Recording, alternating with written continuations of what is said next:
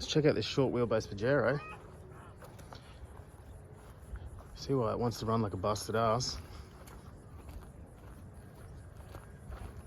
Besides the fact that it's a bit beat up, had a hard life.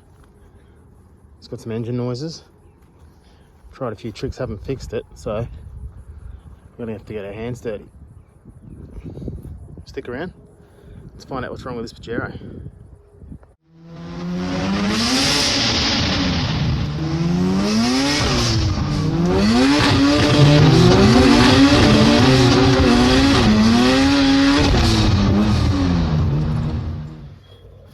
Well, this isn't the first time I've been here.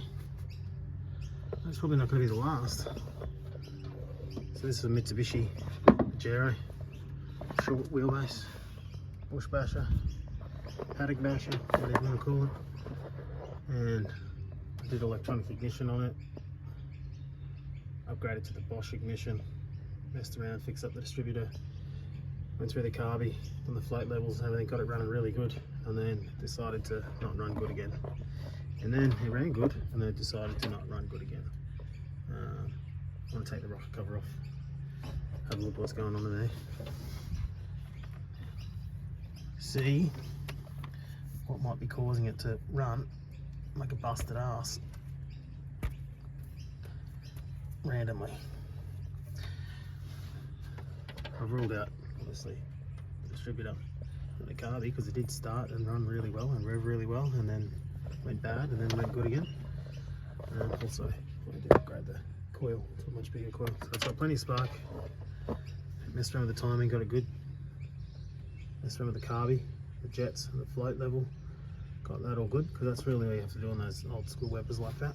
Just make sure the float level's good and your jets are right, and then happy days. So what I'm going to do is put it up on TDC, top dead center, and then pull the rocker cover off, or pull the rocker cover off and then put it on TDC. That way we don't have to worry about looking down there for the mark, we can just check it on the rockers. So yeah, hang around, let's check it out. So, being a paddock basher, this thing does have some wicked noises in the bottom end, and also pretty common for these engines is timing chain and timing guide problems, which I'd say this one has. Last time I had the rocker cover off, I couldn't see anything. I sealed it back up, it all looked good, and then I really had the rocker cover off just to fix the oil leaks, but because you can look down here, there's been plenty of oil. But yeah, put it back together after I fixed the oil leak, and it ran good, and then it ran bad, and then it ran good, and then it ran bad. Put a baby cow in the back of this? A baby cow in the back of this? Yeah. Look, I'm not sure about that. Yeah. You could try, depending how many pieces you cut it up into, I guess. It's like a live. And a live one? Yeah. Well, I guess. Well, where would you take it? Way down the back. Okay.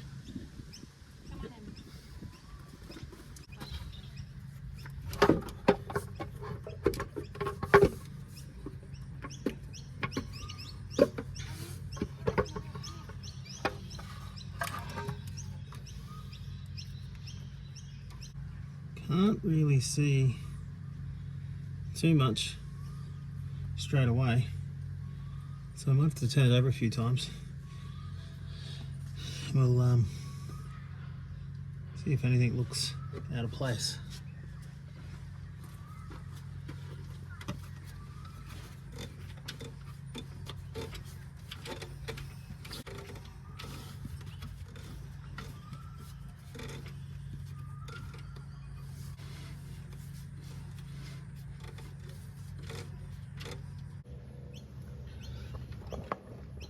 Okay, so I can't see anything wrong really at the moment. Something going on with this front valve maybe. You see it's got a different rocker setting on it. What we're going to do, compression test. Get the spark plugs out and take them to the spark plugs on the way out as well. Now, you can see it's got enough fuel.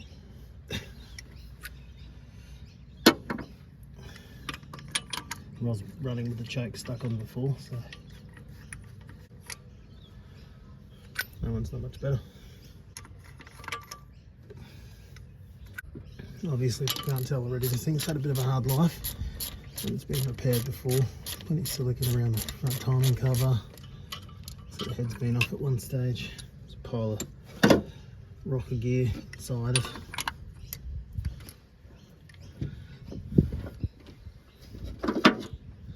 But like I said, it was actually running pretty good.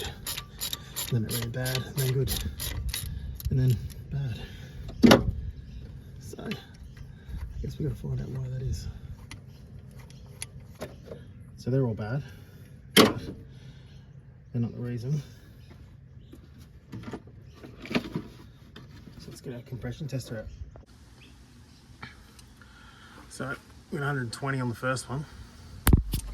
We're not looking for exact numbers here. We're just checking for a cylinder that's a lot lower than the others. Obviously this old beat up piece of crap isn't going to have perfect compression anyway. 120 on the first one.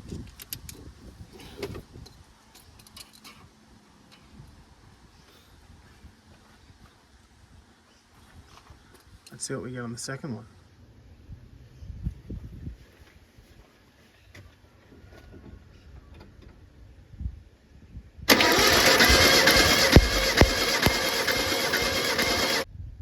A little bit less.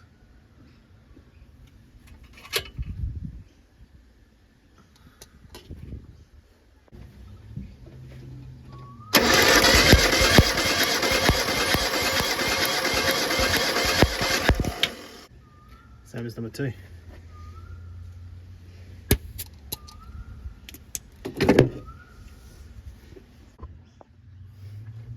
Number 4. Lucky last.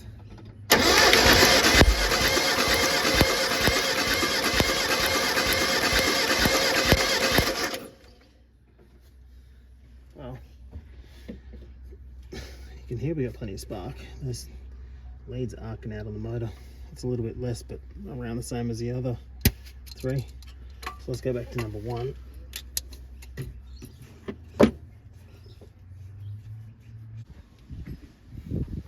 Back to number 1.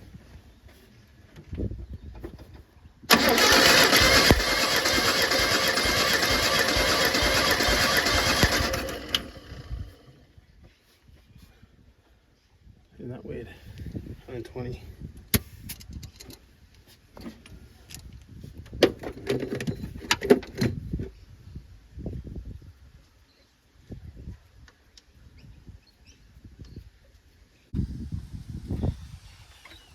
Alright, so I'm going to throw the plugs back in. Gave them a bit of a clean. And we might set the rock cover back on. See if it'll start.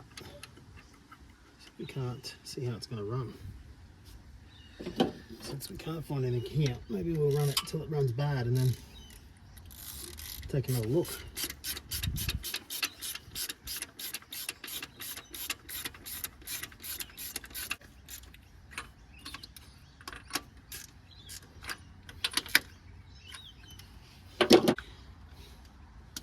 Maybe it's time to retire the old hack.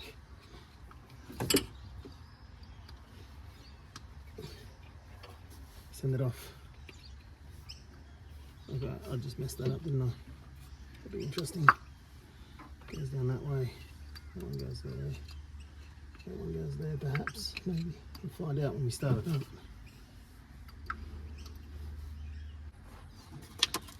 Got our PFI over here. Carefully controlled and measured fuel system.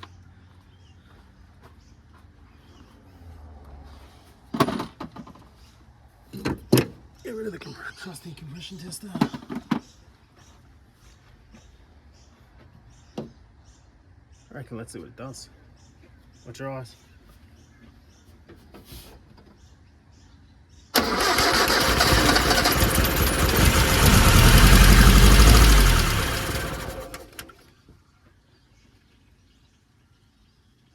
Made a mess.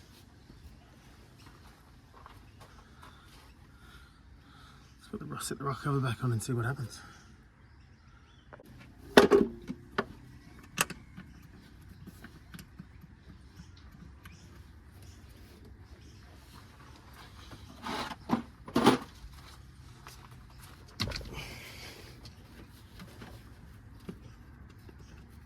If you can't tell from behind the scenes there, I'm standing on a milk crate because I'm a short ass. This thing's got decent sized tyres on it. See if it'll do it again, eh?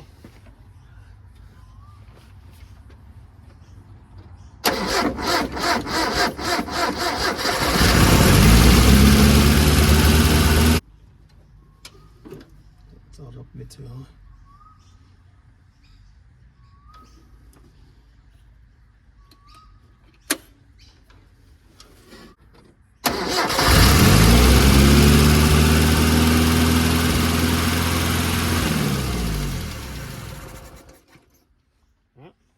Too high. The throttle stuck.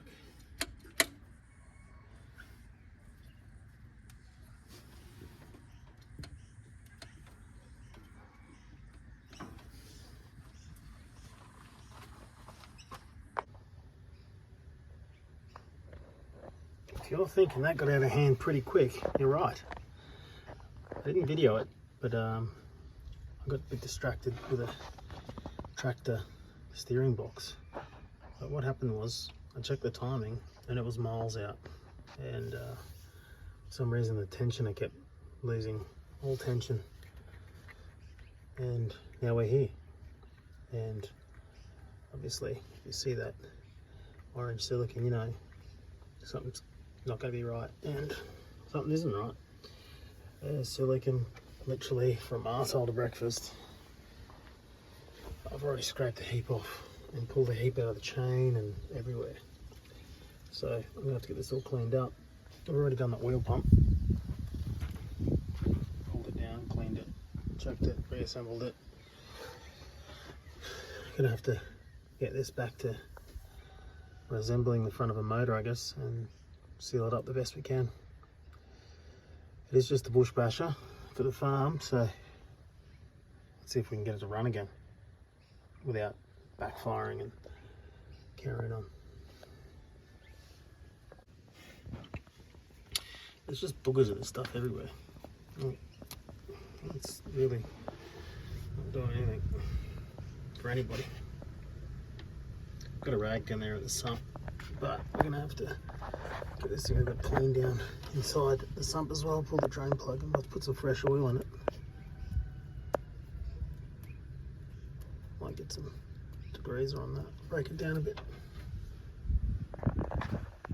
I've got the safe work approved step ladder out for working on 4-wheel drives. Get you nice and high. Able to reach those hard to get places. If you don't slip on this thing at least once and then fear for your life the rest of the time you're working on the vehicle, you're not using it right. I mean, if this isn't obvious why this is the wrong silicone for the job,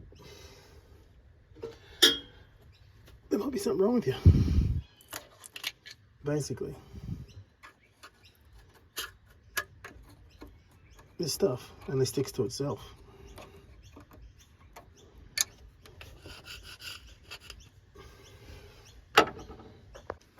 Just a reminder, guys, don't do this. Silicone doesn't go on cork. Just use some non-hardening sealant. That just was not doing anything. Anyway, we got to finish cleaning that up, and I've got to go high pressure water hose the timing cover, get that sorted out.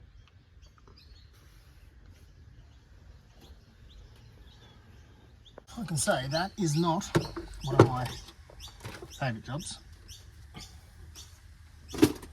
So I've wire wheeled all this crap all down there. I cut the gasket off the bottom because I need to get all the silicone off it because I need to reuse it. I don't have another one, there's no gaskets. I'm definitely not pulling the sump off. I'm not spending any money or putting any parts into this thing. So it is what it is, unfortunately. What's going on? Anyway, I'm just going to use some thinners, some just general purpose paint thinners. A nice clean rag.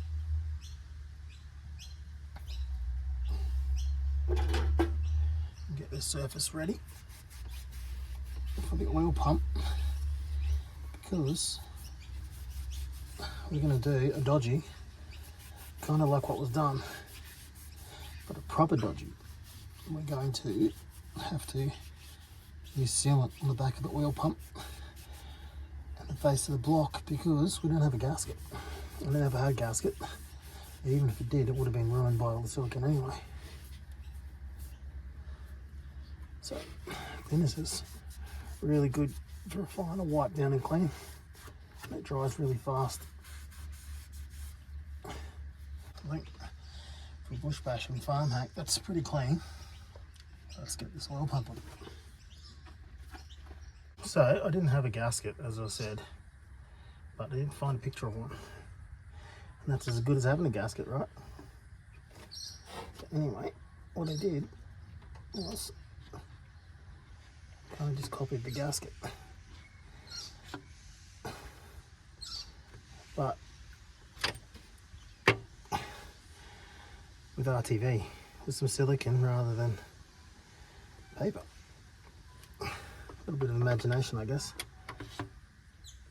Couldn't be any worse than it was.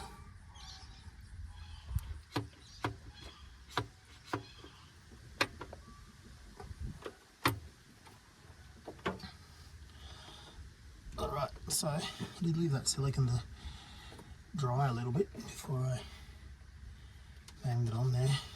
Well, it won't squish as much. Alright, got distracted again. Unloaded some engines. Anyway, timing's back on. All timed up okay. Gonna dodge up all these gaskets.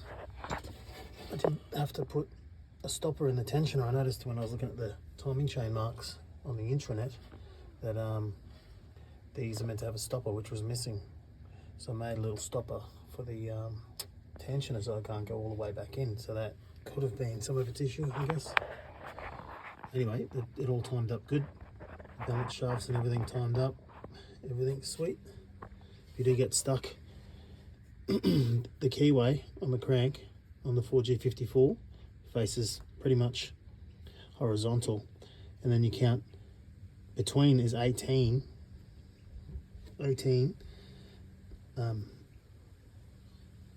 links, but if you include the one that's on the dot, it's 20 to dot. So count 20 links starting at that dot on the crank, and then 20 links to here, and that's where the camshaft spot dot needs to be. I've got it marked there with some white paint, but it's about here somewhere when it's lined up. So it'll be 20 links from there to the crank in the top dead center position, which I'll put the balancer on to have a look. It's facing horizontal. You just have to believe me. There's not much to tell you where it's meant to be besides pictures, but the keyway lays flat horizontal. We'll put the dot about here somewhere on the crank pulley, and then you count your 20 up, and that's where the cam goes. Anyway, and this one, it's got coloured links, and they go to these almost impossible to see dots here, but it's pretty much coloured link, in about that position. You can find a diagram of that, which is pretty easy to understand, I guess, but this one you'll need, if you have an aftermarket chain without the coloured links, you'll need to know what the amount is, and it's 18 between, or 20 dot to dot, 20 links, and I'm talking about the middle of the link. Anyway, it's getting dark, believe it or not. This camera's not making it look dark. I got sidetracked unloading engines, and but anyway, I'm going to bang the timing cover back onto and put that on, and then tomorrow we'll see if it's fixed it. Well, it is the next day. I got the tractor power steering pump rekitted, and I got stuck into this, got the timing cover on.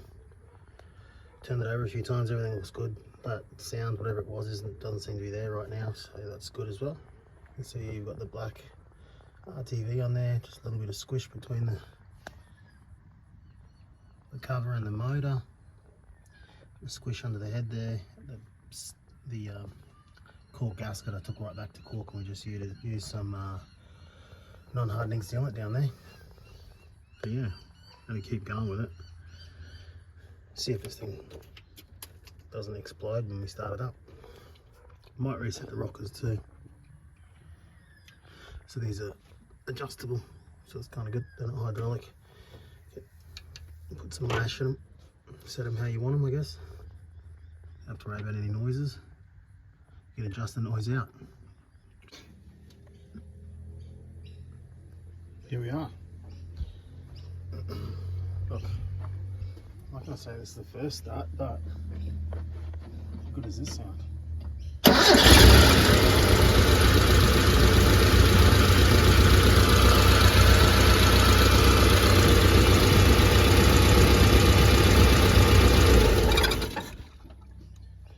Doesn't sound like there's rocks in the engine anymore. There's just rubbish inside the farm truck.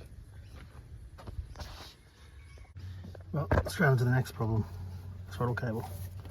These zip ties are a good sign that the last throttle cable position bracket wasn't that great. I hooked up to the throttle. It's going to have to be about there somewhere. Hopefully this is the worst accelerator bracket you ever see me make, but it does the job. Well, looks like it will. Let's go test it. I think it really suits the truck anyway.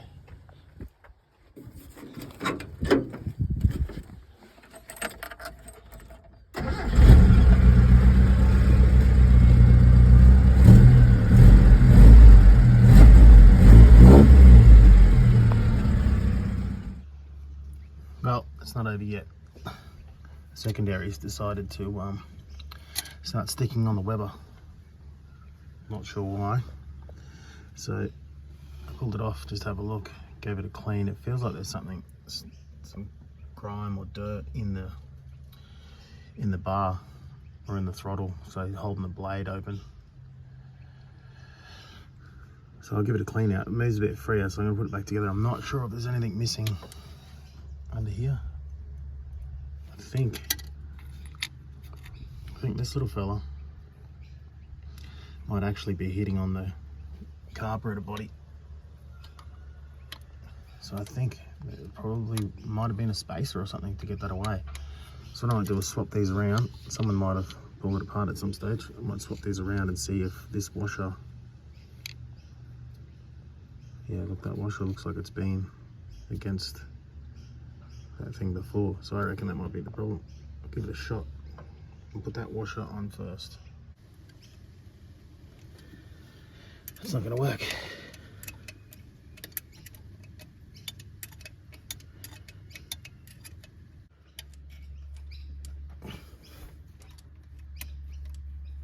Alright, so nothing freed that up.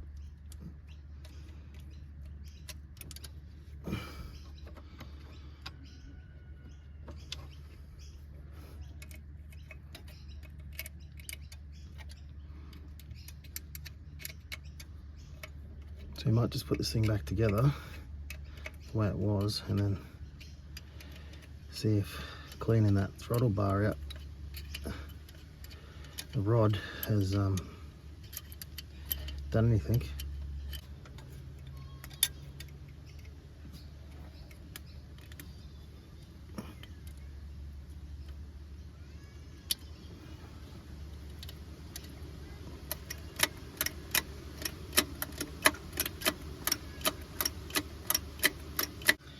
Alright, let's get those choke arms off and see if that changes anything.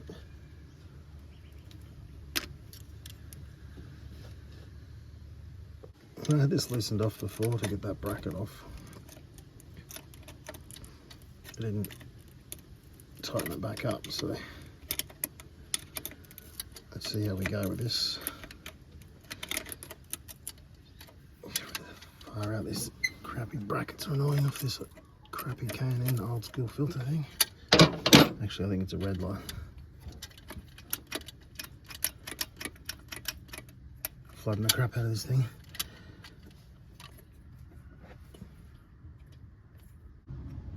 Kind of works better. But that's not really what we wanted. We wanted to sort of solve the problem.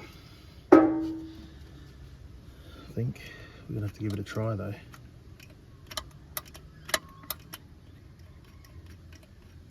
Again, if we could find a bigger spring here, that might not be the best way to solve the problem, but it could help. Let's see what happens if we put the return spring back on.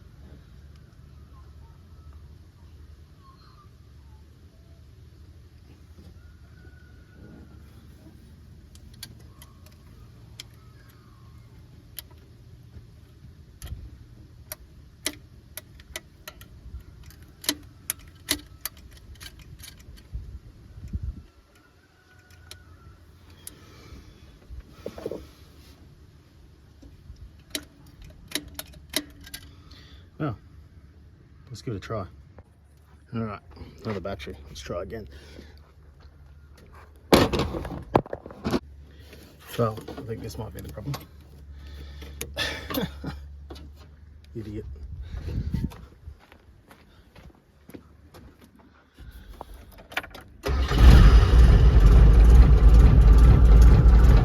It's the cam in that.